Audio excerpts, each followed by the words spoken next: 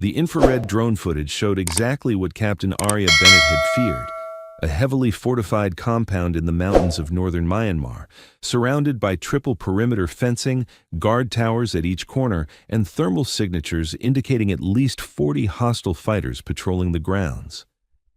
In the center building, isolated in what appeared to be a basement cell, was a single heat signature that intelligence had identified as Colonel Marcus Reeves, captured 3 days ago during a reconnaissance mission gone wrong.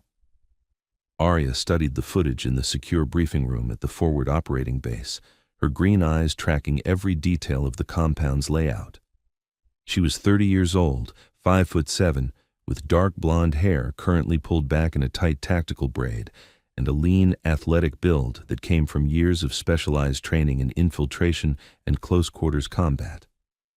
For the past 6 years, she'd been part of a classified unit that conducted operations conventional forces couldn't: deep penetration reconnaissance, high-value target extraction, and missions that officially never happened.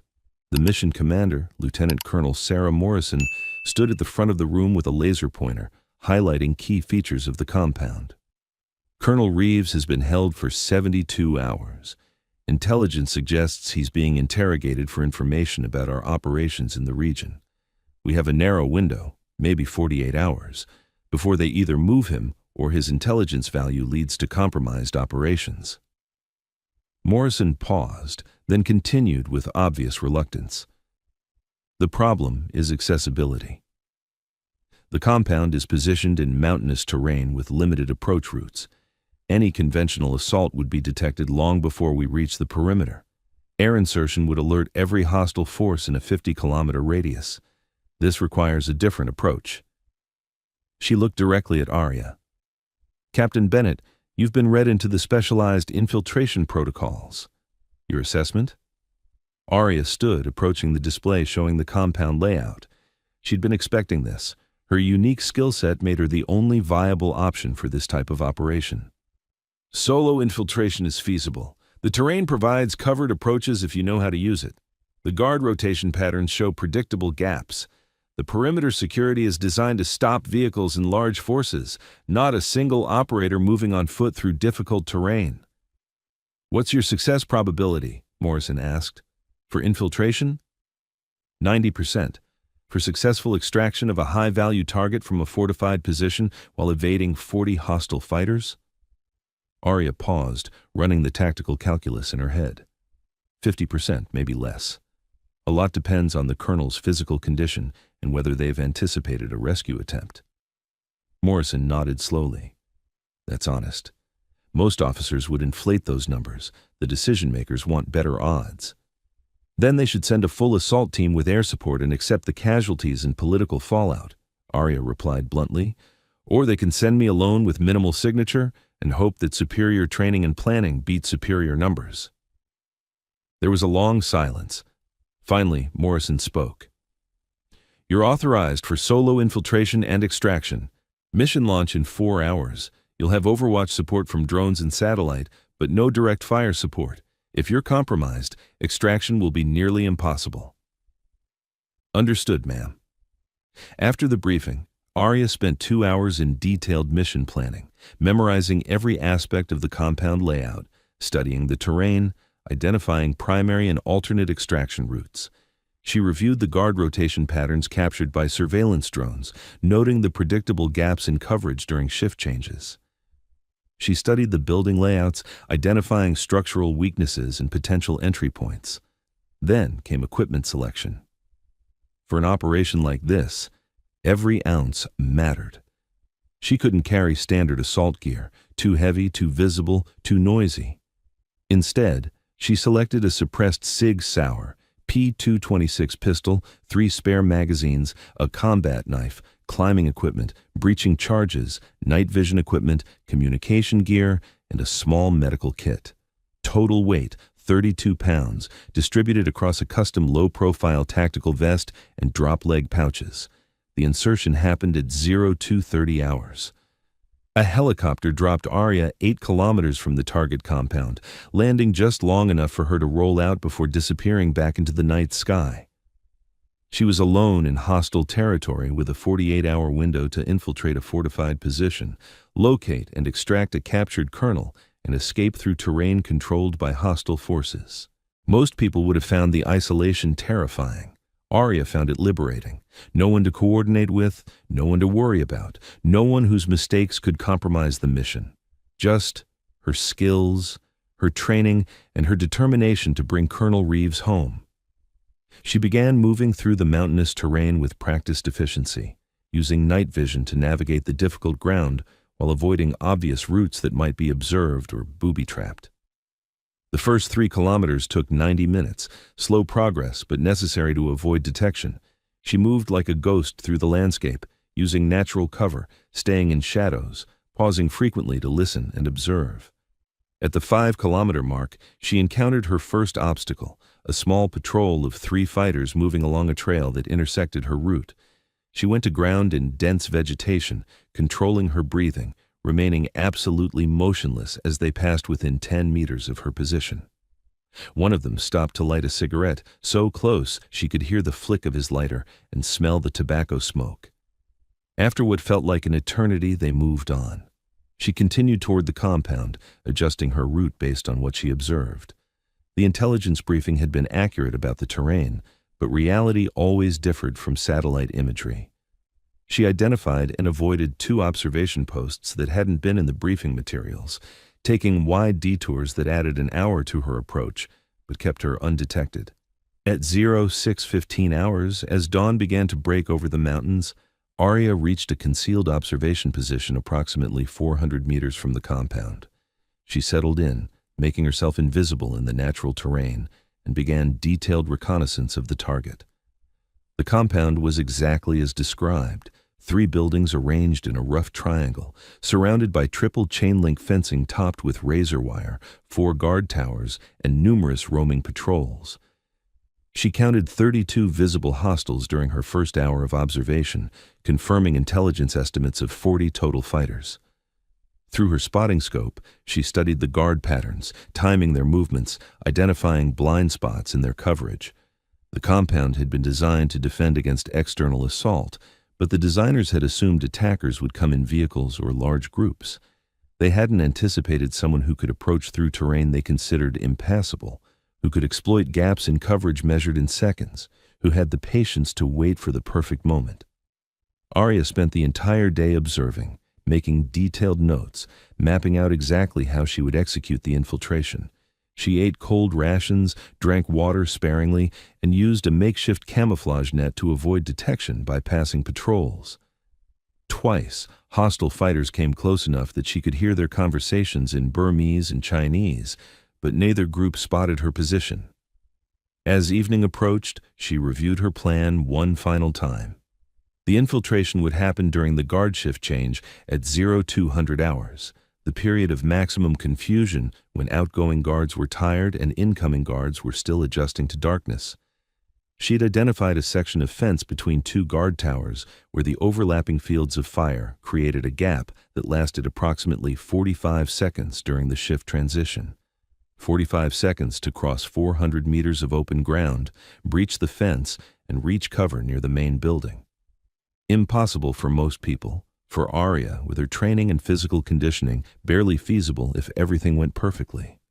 At 0145 hours, she began her final approach. The night was moonless, which helped concealment but made navigation more difficult. She moved with absolute silence through the remaining terrain, using night vision to avoid obstacles, timing her movements to coincide with guard rotations.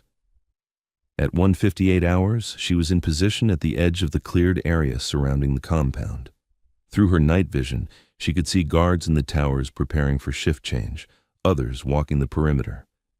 She controlled her breathing, calmed her heart rate, and waited for her window. At 0200 hours exactly, the shift change began. Guards shouted to each other, flashlights swept in predictable patterns, and for a brief moment, the security system that had seemed impenetrable showed its weakness. Arya moved. She crossed the open ground in a dead sprint, covering distance with speed that came from years of training. 30 seconds gone. She reached the fence, pulled out wire cutters, and began working on the chain link with practiced efficiency. The cutters had been specially modified, sharper, stronger, quieter. 40 seconds gone. She created an opening just large enough to squeeze through, pulled herself into the compound, and immediately went to ground behind a storage shed near the main building. 44 seconds. She'd made it with 1 second to spare before the guard patterns re-established. Now came the hard part. She stayed frozen behind the shed, listening to footsteps as a guard patrol walked past less than 5 meters away. She could hear them talking casually, completely unaware that an American Special Operations officer had just infiltrated their supposedly secure compound. When they passed, she moved to the main building's exterior wall and began working her way around the perimeter, staying in shadows, using every piece of cover. Through a window, she could see the building's interior, sleeping quarters on the first floor, what looked like offices or planning rooms on the second floor, and according to intelligence, a basement level where prisoners were held. She found what she was looking for, a ventilation grate near the building's foundation that led to the basement level. The grate was secured with 4 bolts that would make noise if removed conventionally. Instead, she applied a specialized lubricant, waited 30 seconds for it to penetrate the threads, then carefully removed each bolt with a tool designed for silent operation. The grate came free. She slid it aside, squeezed through the opening, barely large enough for her slender frame, and dropped down into the basement level of the building where Colonel Reeves was being held. The basement was dark, dank, and smelled of mold and human suffering.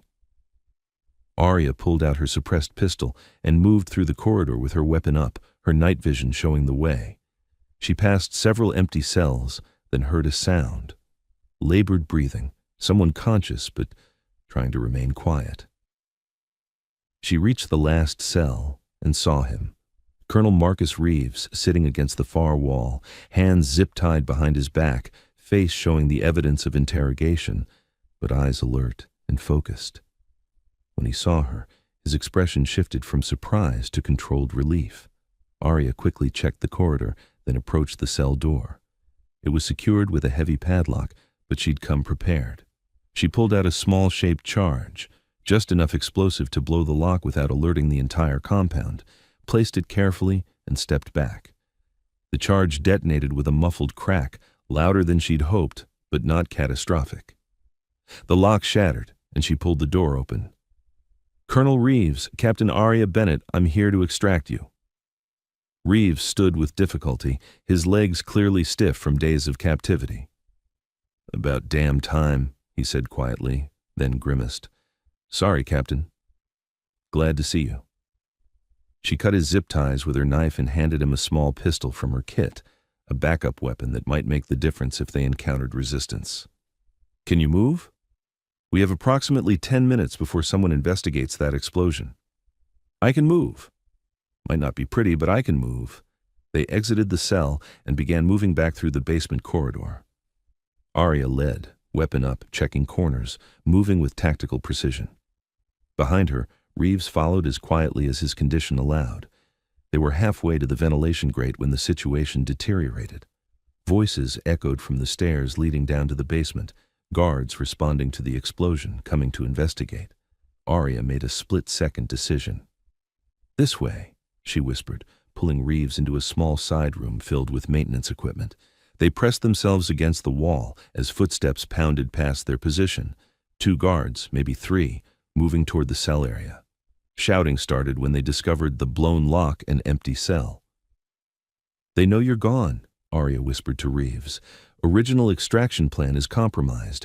We need an alternate route." She pulled out a small tablet showing the compound layout. "There's a vehicle depot on the north side of the compound. If we can reach it, we can steal transport and ram through the perimeter fence." "That's a terrible plan," Reeves observed. "You have a better one?" "No, let's do it." They moved back into the corridor, but now the basement was filling with guards responding to the alarm. Arya knew they had minutes, maybe seconds, before being trapped. She led Reeves toward a stairwell leading up to the first floor, moving fast but trying to maintain stealth. They reached the stairs just as a guard came running down. There was no time for quiet solutions. Arya's suppressed pistol cracked twice, controlled pairs to the chest, and the guard dropped without making a sound. She caught his body, eased him down to avoid noise, and kept moving. The first floor was chaos, guards running toward the basement, others taking defensive positions, officers shouting orders in multiple languages. Arya and Reeves moved through the confusion, keeping low, using the panic to their advantage. In the darkness and chaos, two figures in tactical gear didn't immediately register as threats. They reached a rear exit and slipped outside into the compound yard. The vehicle depot was 50 meters away, a collection of trucks and utility vehicles parked in a covered area. Between them and the vehicles were at least a dozen hostile fighters who'd taken up defensive positions, anticipating an external assault. "We need a distraction," Reeves said quietly. Arya pulled out a smoke grenade, one of two she'd carried for exactly this situation, and threw it toward the main gate on the opposite side of the compound. It detonated with a loud pop, producing dense white smoke that billowed across the compound yard. Guards immediately shifted toward the smoke, believing it was the main assault. In the confusion, Arya and Reeves sprinted toward the vehicle depot. They reached it undetected, and Arya immediately went to work on a large military truck that looked fast and durable enough to ram through fencing. "You know how to hotwire a truck?" Reeves asked. "Among other skills," Arya replied, already working on the ignition wires. 15 seconds later, the engine roared to life. They climbed in, Arya behind the wheel, Reeves in the passenger seat with his borrowed pistol ready.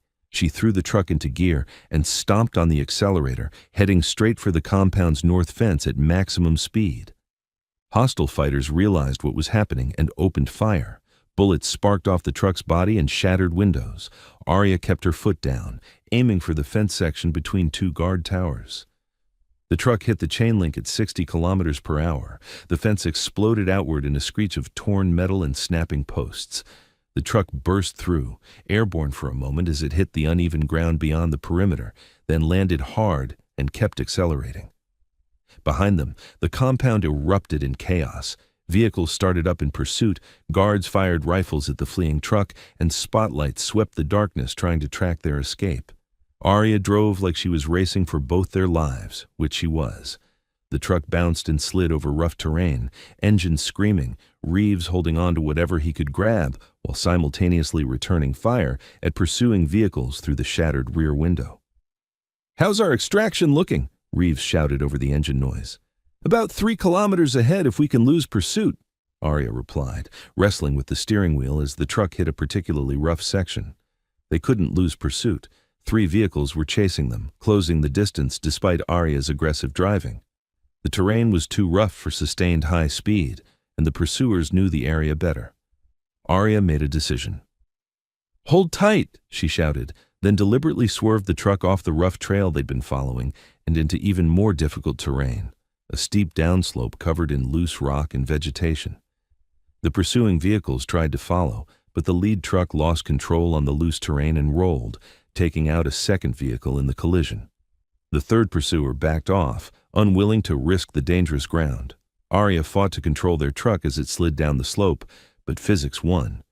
They hit a large boulder, the truck spun sideways, and suddenly they were rolling, once, twice, 3 times before coming to rest on its side in dense vegetation. For a moment, there was only silence broken by the tick of cooling metal and the distant shouts of their pursuers. Then Arya moved, shoving open the driver's door and pulling herself out. She was bruised, bleeding from multiple cuts, but functional. "Reeves, can you move?" she called down into the overturned truck. "Yeah," came the response, strained but alive. "Yeah, I'm coming." She helped pull him from the wreckage. He'd taken additional damage in the crash, but was mobile.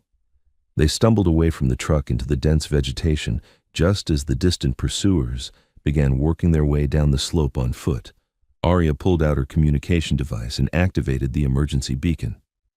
"Overlord, this is Nightingale. Primary extraction compromised. Activating emergency beacon. 2 personnel. Hostile pursuit need immediate evacuation." The response came immediately. "Nightingale, Overlord copies. We have your beacon. Extraction inbound. ETA 12 minutes. Can you hold that long?" Arya looked at Reeves, assessed their ammunition, considered the terrain and the pursuing hostile forces. "We'll have to." They moved away from the crash site. putting distance between themselves and the wreck before finding a defensive position in rocky terrain that provided cover and overlapping fields of fire. Arya had 3 magazines remaining for her pistol. Reeves had 1. Not much for a sustained firefight, but enough if they were smart. The hostile fighters reached the crash site and began spreading out, searching the surrounding terrain. Arya counted 8 hostiles, all armed with assault rifles and moving with tactical proficiency. These weren't random fighters. They were trained soldiers who knew how to search for and engage targets. She and Reeves stayed absolutely still in their concealed position, controlling their breathing, using every bit of cover the terrain provided. The hostile fighters moved closer, calling out to each other, coordinating their search pattern.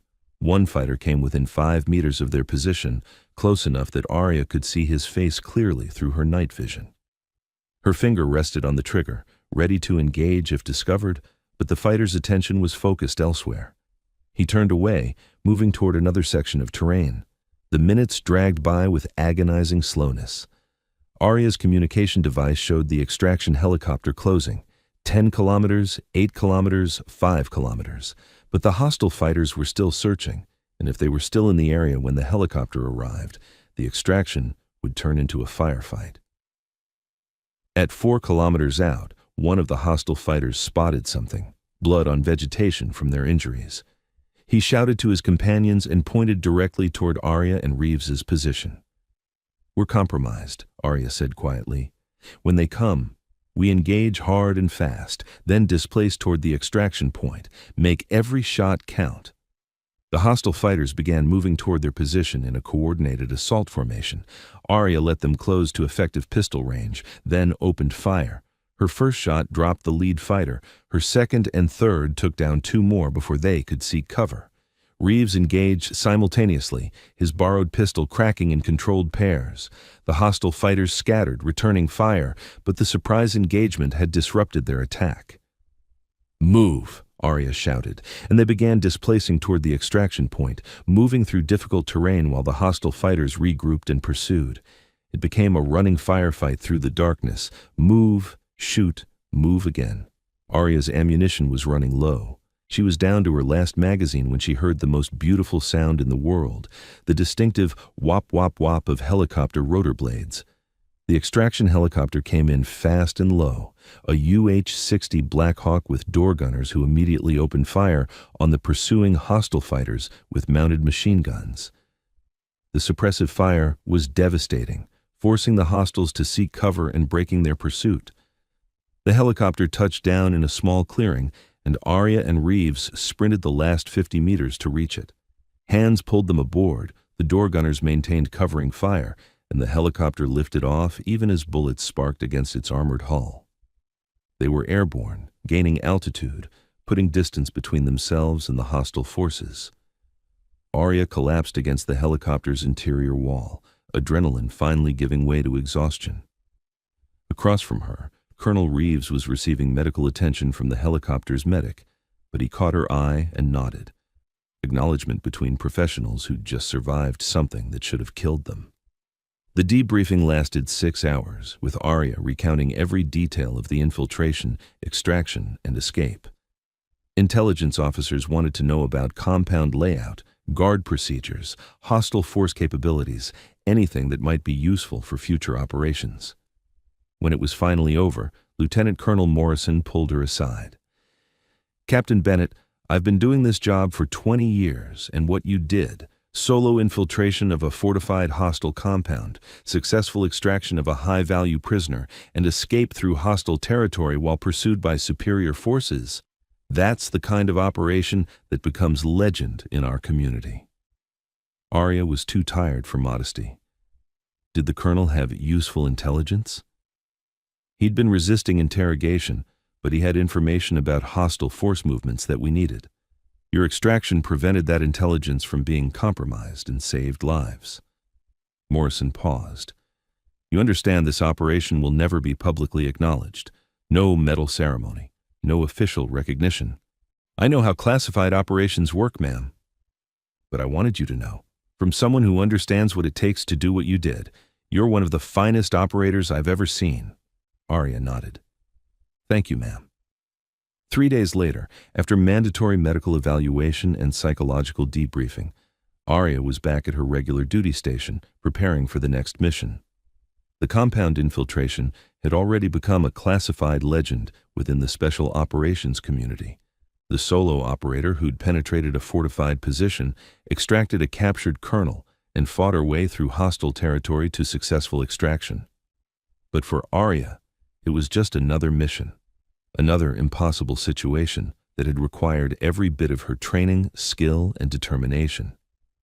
Another reminder that sometimes the most dangerous operations required not the largest force, but the right operator with the courage to go alone into hostile territory and do what needed to be done.